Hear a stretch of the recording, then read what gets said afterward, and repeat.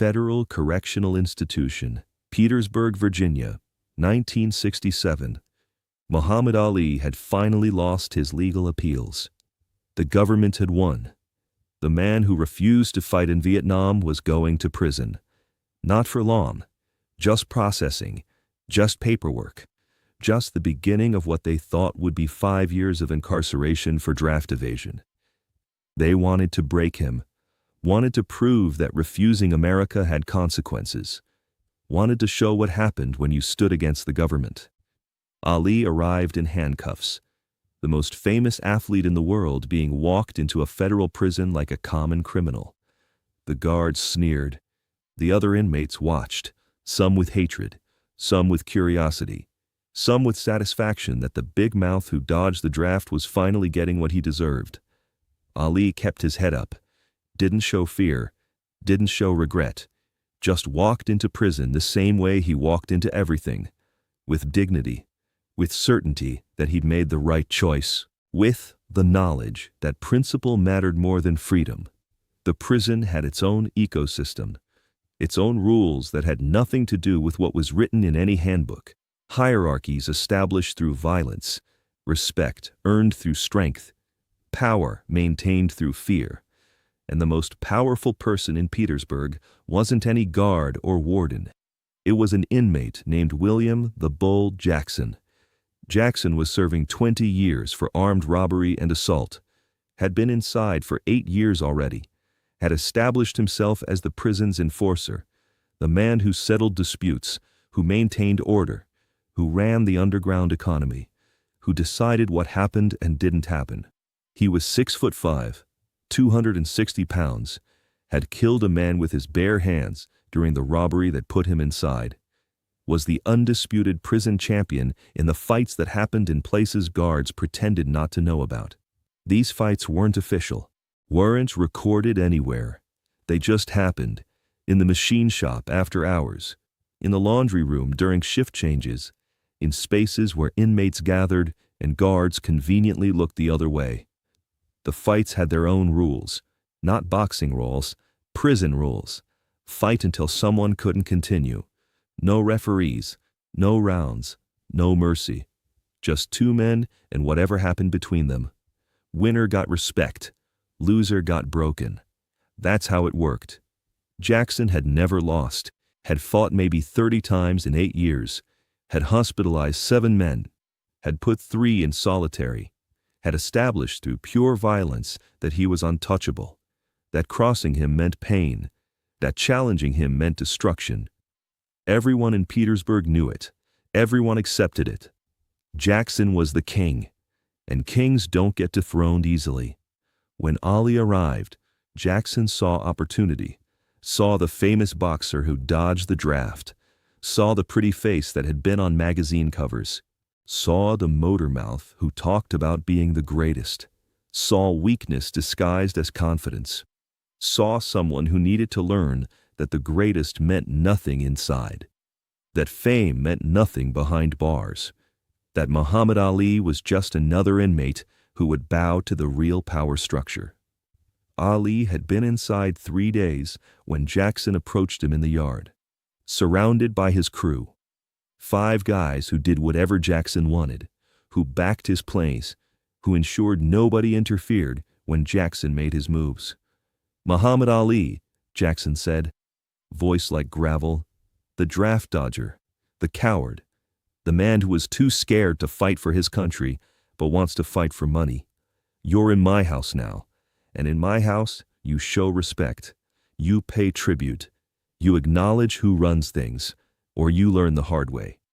Ali looked at Jackson, looked at the crew, looked at the situation, understood immediately what this was: a shakedown, an establishment of dominance. A test to see if the famous boxer would submit, would acknowledge Jackson's power, would become just another inmate under Jackson's control. "I don't pay tribute to anyone," Ali said calmly. "I didn't refuse the draft to bow to the government. I'm not starting to bow in prison. Whatever you think you run doesn't include me. I'm here because of my principles. Those principles don't stop because I'm inside." The yard went quiet. Inmates stopped what they were doing, watched, waited, knew what was coming. Nobody talked to Jackson like that. Nobody refused Jackson. Nobody challenged Jackson's authority. The few who had tried were in the infirmary, or worse. Jackson smiled, not friendly, not amused. The smile of someone who'd just been given exactly what he wanted. An excuse, a justification, a reason to do what he'd been planning anyway. "You just made a mistake," Jackson said, "but I'm going to give you a chance to correct it. There's a fight, 3 nights from now. Machine shop, after midnight. You and me. No rules, no mercy. Just 2 men settling what needs settling. You win, you get respect. You get left alone. You lose, you pay tribute to me for the rest of your sentence. And you will lose, because I've never been beaten, because I'm the strongest man in this prison, because Muhammad Ali might have been somebody outside, but inside, you're nobody until you prove otherwise." Ali didn't hesitate. "I'll be there." Word spread instantly. Ali versus Jackson, the famous boxer versus the prison champion, the draft dodger versus the enforcer, the pretty face versus the killer. In 3 days, machine shop, midnight, no official record, no guards, no rules except the rules prisoners understood. Fight until it's finished. The prison divided.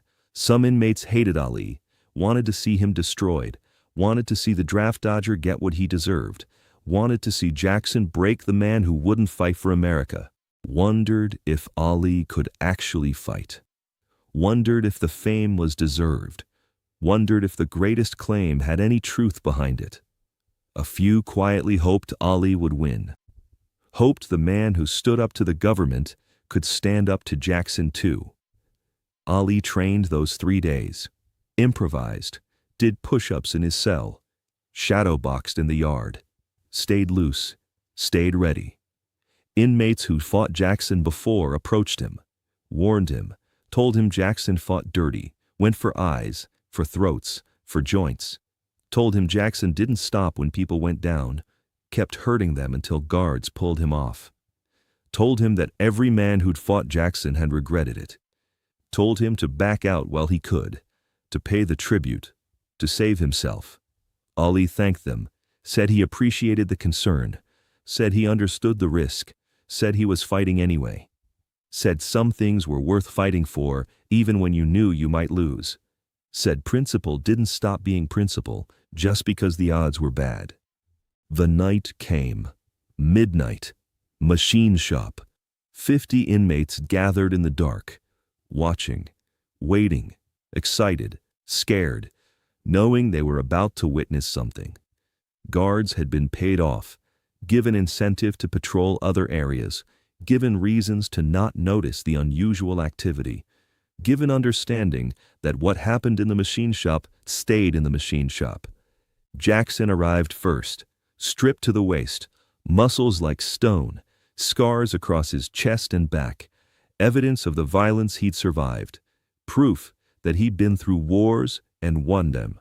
He rolled his shoulders, cracked his knuckles, smiled that predatory smile, ready to destroy Muhammad Ali, ready to break the famous boxer, ready to prove that inside these walls fame meant nothing and only strength mattered. Ali arrived calm, still looked like the champion despite 3 days in prison, still moved with that fluid confidence, still carried himself like someone who believed he was the greatest. Stripped to the waist, lean, fast, not built like Jackson, not as heavy, not as obviously powerful, but dangerous in ways that weren't immediately visible. They faced each other in the center of the machine shop. No referee, no bell, no rounds, just 2 men and the understanding that this would continue until one of them couldn't continue anymore, until someone was broken, until dominance was established, until respect was earned or taken. An older inmate who'd been inside 20 years spoke. "This is prison rules. Fight until it's done. Winner gets respect. Loser accepts it. No weapons, no crew interference. Just you two. Understood?" Both men nodded. "Then fight."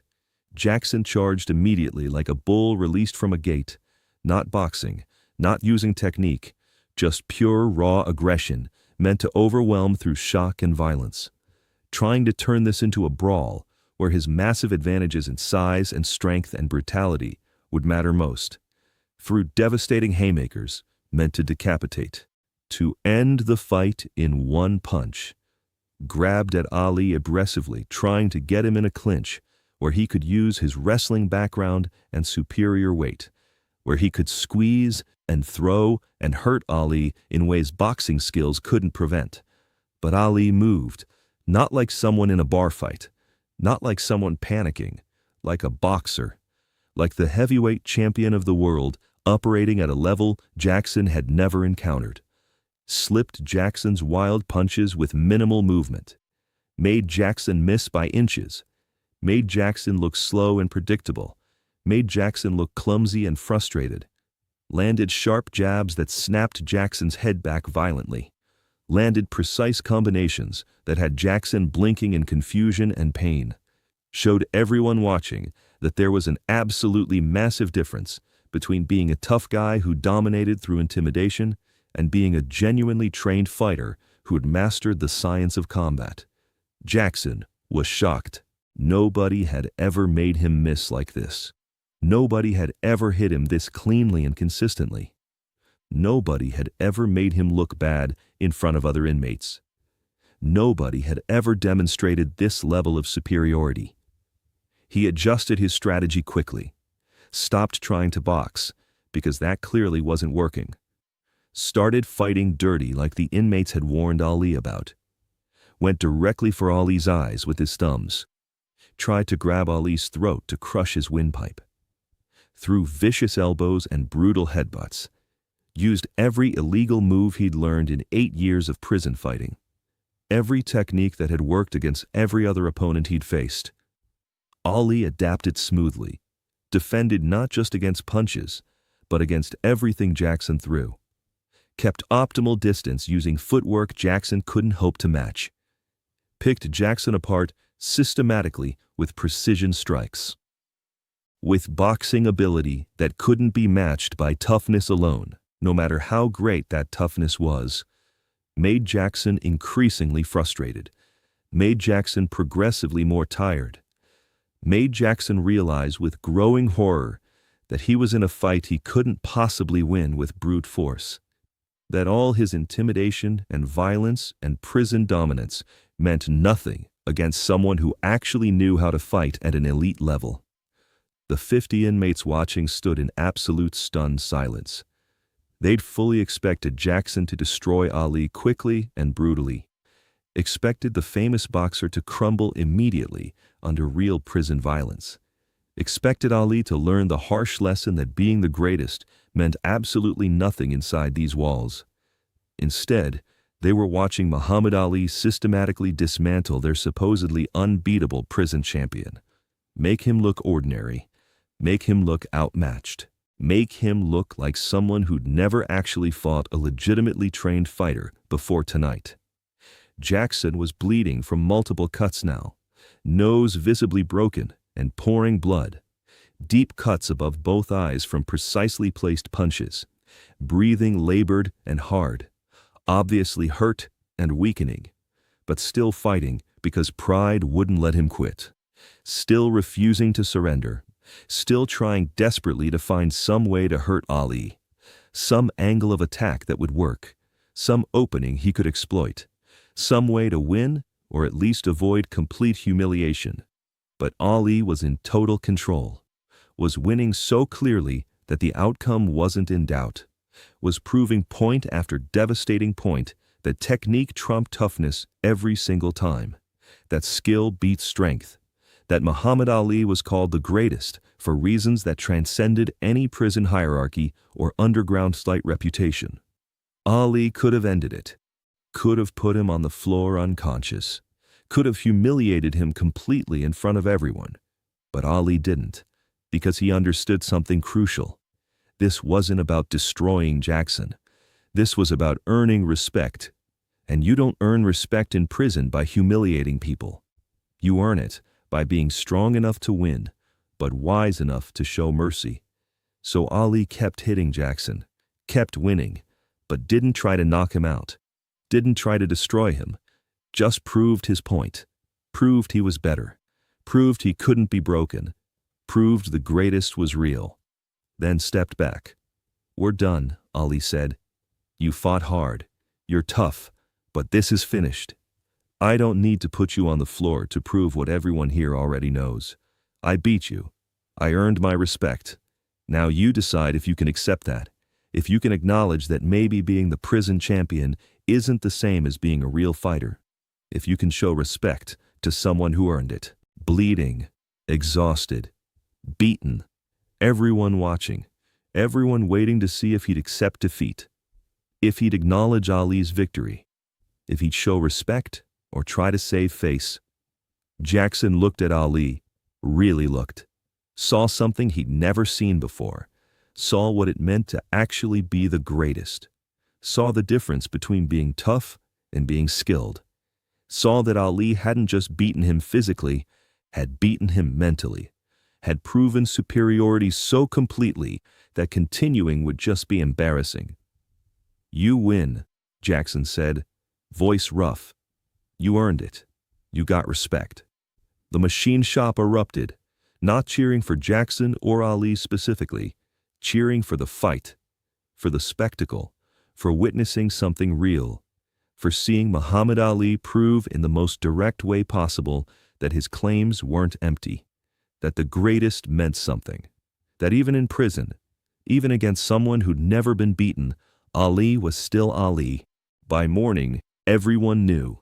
Ali had fought Jackson, had won, had earned respect the only way respect got earned inside, through combat, through proving himself, through showing that Muhammad Ali couldn't be broken by government or guards or prison champions. The guards knew something had happened, but couldn't prove it. The warden knew the prison hierarchy had shifted, but couldn't officially acknowledge underground fights. Jackson's injuries were explained as a fall. Ali's minor cuts were explained as kitchen accident. Everything got written up, sanitized. Everything got officially recorded as normal.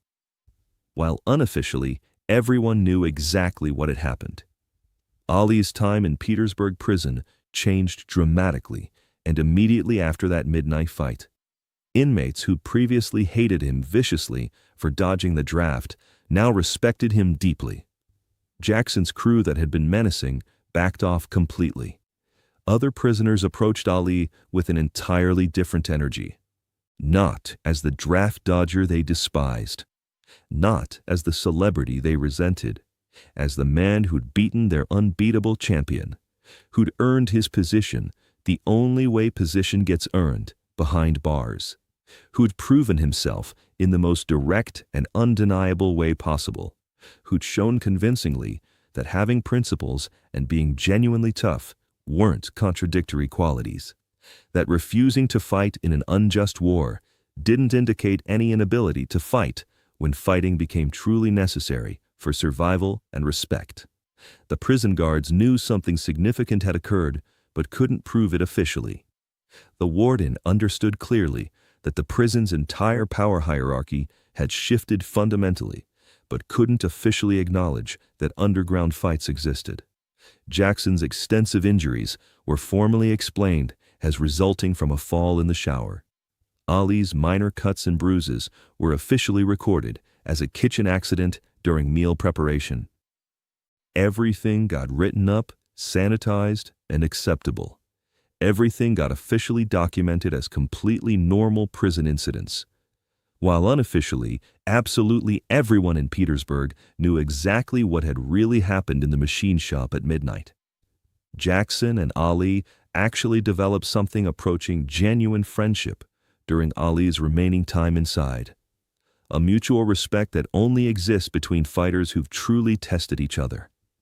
Jackson approached Ali several days after the fight, spoke to him privately, told him honestly that the fight had taught him something profound about himself, had taught him the critical difference between being prison tough and actually being dangerous in a real sense, had taught him that technical skill mattered far more than raw strength or intimidation, had taught him that there were levels to fighting he'd never understood or encountered.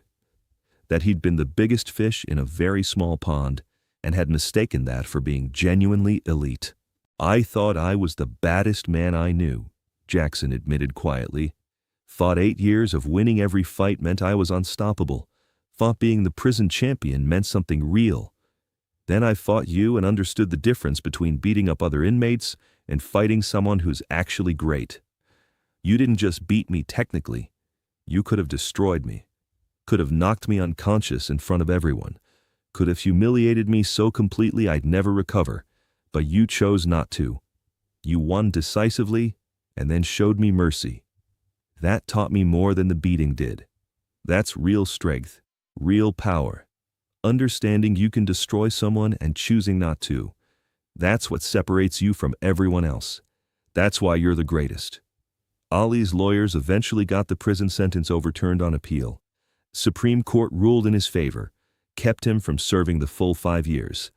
But those weeks in Petersburg mattered to Ali, mattered to the inmates who saw him, mattered to understanding that Muhammad Ali's greatness wasn't just about boxing records, was about never backing down, never compromising, never letting anyone break him, whether that anyone was the government or a prison enforcer or anyone else who thought they could make him submit. Years later, Jackson was interviewed after being released, asked about his time in prison, asked about fights, asked about Ali. He smiled, said that fighting Muhammad Ali was the most important lesson of his life, said it taught him humility, said it showed him what greatness actually looked like, said he'd told himself he was the toughest man he knew until he fought someone truly great, then understood the difference. "Ali didn't just beat me," Jackson said. "He could have destroyed me, could have knocked me unconscious in front of everyone, could have humiliated me completely. But he didn't. He won and then showed mercy. That's real strength, knowing you can destroy someone and choosing not to. That's what I learned from Muhammad Ali. That night in the machine shop changed my life. The lesson is profound and universally applicable. Respect isn't freely given. It's earned through action. And sometimes it's earned in the most direct way imaginable. Through proving yourself when proof is demanded. Through standing up when standing up carries real danger. Through fighting when fighting becomes absolutely necessary. Through showing conclusively that no one can break you.